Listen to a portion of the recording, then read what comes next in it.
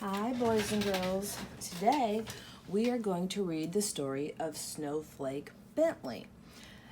And Snowflake Bentley was written by Jacqueline Briggs Martin and illustrated by Mary Azarian. And this is a Caldecott Award winner, which means that it was awarded for the beautiful illustrations. So, this is the front of our book. This is the spine, kind of like the spine of your back. And this is the back of the book. So, let's begin.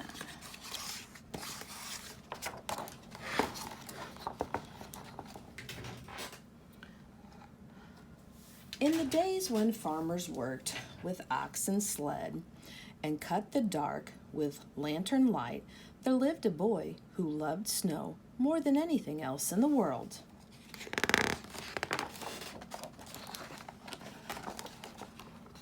Willie Bentley's happiest days were snowstorm days. He watched snowflakes fall on his mittens on the dried grass of the Vermont farm fields. Willie Bentley was born February 9th, 1865, on a farm in Jericho, Vermont, between Lake Champlain and Mount Mansfield, in the heart of the snow belt, where the annual snowfall is about 120 inches. On the dark metal handle of the barn door, he said snow was as beautiful as butterflies or apple blossoms. He could net butterflies and show them to his older brother Charlie, and there's the butterfly. He could pick apple blossoms and take them to his mother, but he could not share snowflakes because he could not save them. Willie's mother was his teacher until he was 14 years old. He attended school for only a few years. She had a set of encyclopedias. Willie said, "I read them all."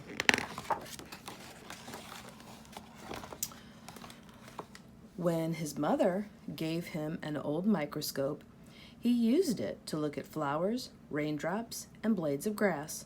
Best of all, he used it to look at snow. While other children built forts and pelted snowballs at roosting crows, Willie was catching single snowflakes. Day after stormy day, he studied the icy crystals. From his boyhood on, he studied all forms of moisture. He kept a record of the weather and did many experiments with raindrops. Their intricate patterns were even more beautiful than he had imagined. He expected to find whole flakes that were the same, that were copies of each other, but he never did. Willie decided he must find a way to save snowflakes so others could see their wonderful designs. For 3 years, he tried drawing snow crystals. They always melted before he could finish. He learned that most crystals had 6 branches, though a few had 3. For each snowflake, the 6 branches were alike. "I found that snowflakes were masterpieces of design," he said. "No one design was ever repeated.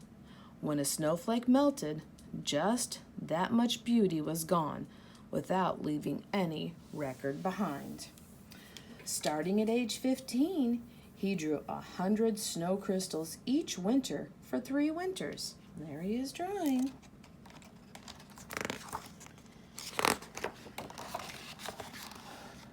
When he was 16, Willie read of a camera with its own microscope. "If I had that camera, I could photograph snowflakes," he told his mother. Willie's mother knew he would not be happy until he could share what he had seen. "Fussing with snow is just foolishness," his father said. Still, he loved his son. When Willie was 17, his parents spent their savings and bought the camera.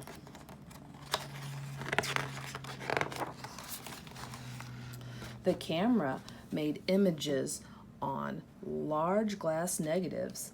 Its microscope could magnify a tiny crystal from 64 to 3,600 times its actual size. It was taller than a newborn calf and cost as much as his father's herd of 10 cows. Willie was sure it was the best of all cameras. Even so, his first pictures were failures, no better than shadows. Yet, he would not quit. Mistake by mistake, snowflake by snowflake, Willie worked through every storm. Winter ended, the snow melted, and he had no good pictures. He waited for another season of snow. One day, in the second winter, he tried a new experiment, and it worked.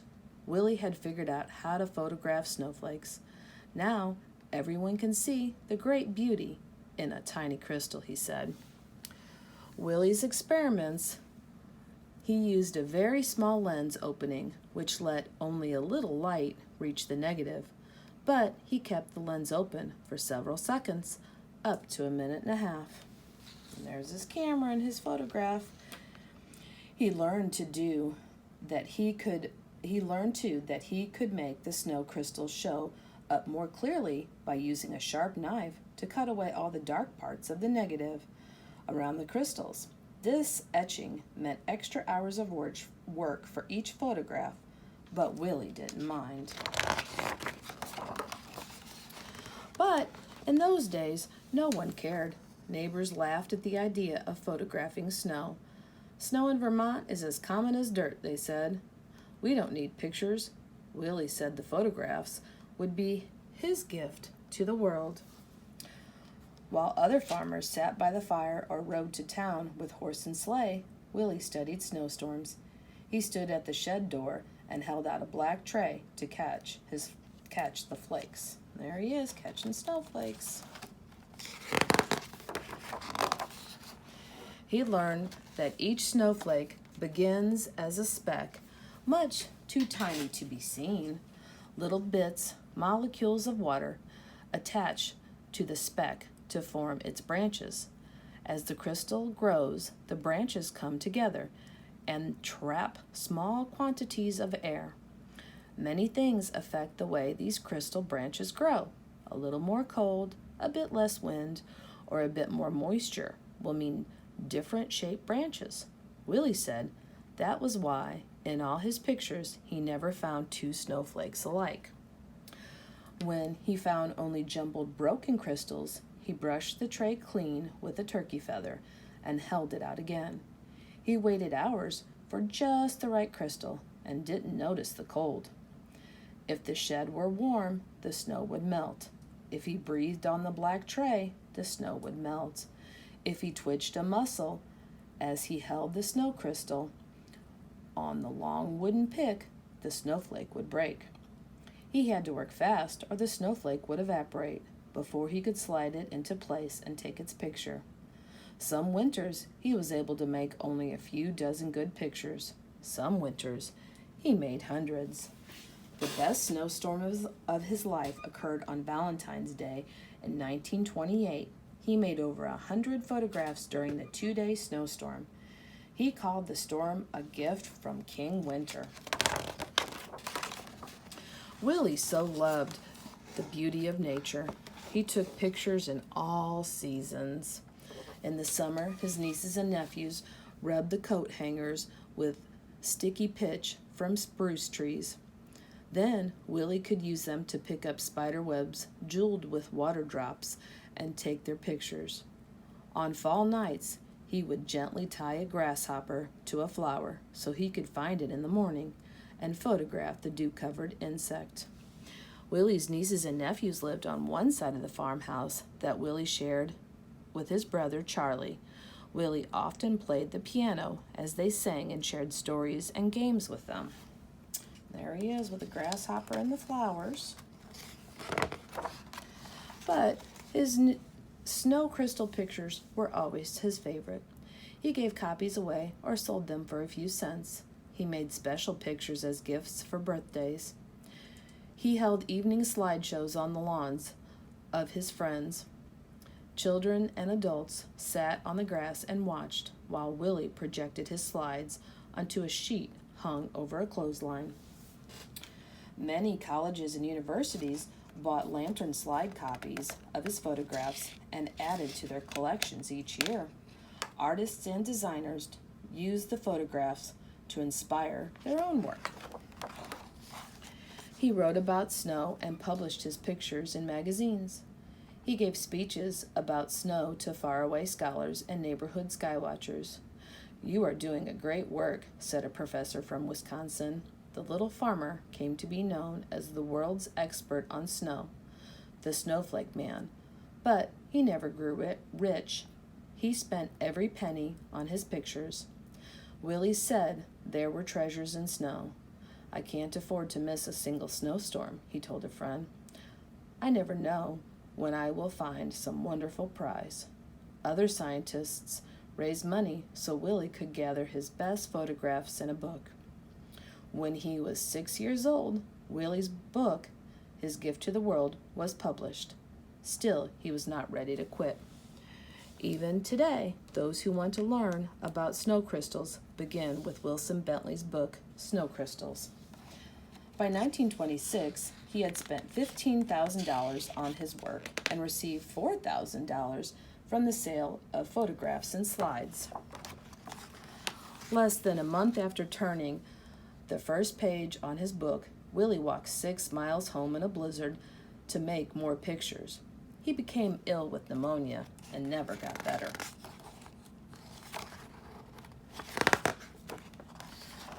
A monument was built for Willie in the center of town. The girls and boys who had been his neighbors grew up and told their sons and daughters the story of the man who loved snow. 40 years later, Wilson Bentley's children in the village worked to set up a museum in honor of the farmer scientist, and his book has taken the delicate snow crystals that once blew across Vermont past mountains over the earth. Neighbors and strangers have come to know of the icy wonders that land on their own mittens, thanks to Snowflake Bentley. The plaque on the monument says, "Snowflake Bentley, Jericho's world-famous snowflake authority." For 50 years, Wilson Bentley, a simple farmer, developed his technique of microphotography to reveal the world the grandeur and mystery of the snowflake, its universal hexagonal shape, and its infinite number of lovely designs. And there are the kids playing in the snow by his monument. And then there are some pictures of... Okay, boys and girls, so we're going to take just a plain old coffee filter and we kind of flatten it out. Okay, and this is how we're going to make our snowflake. Then you take your snowflake and fold it in half, like so. And then we're going to fold it in half again. Flatten it out and then fold it in half again. Okay. Then take your scissors carefully with your parents' supervision and you can cut out little pieces. You can do little triangles, you can do hearts, squares, circles, whatever you want to do, okay? And you just cut all the way through the coffee filter, and maybe you want to make little like points on the end and cut the ends out like so.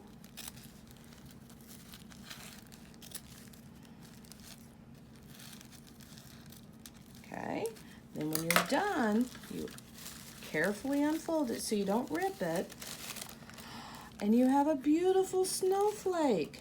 And you can keep doing it over and over and make whatever kind of snowflake you want. And no two snowflakes will wind up looking the same, okay? So you can get your coffee filters really cheap. I got like 200 for $1.39 at Walmart. And you can make it out of snowflakes out of coffee filters. All right, boys and girls, I hope next time it snows, you try to look at the snowflakes And pay attention to the snow crystals and notice that no two snowflakes are ever alike.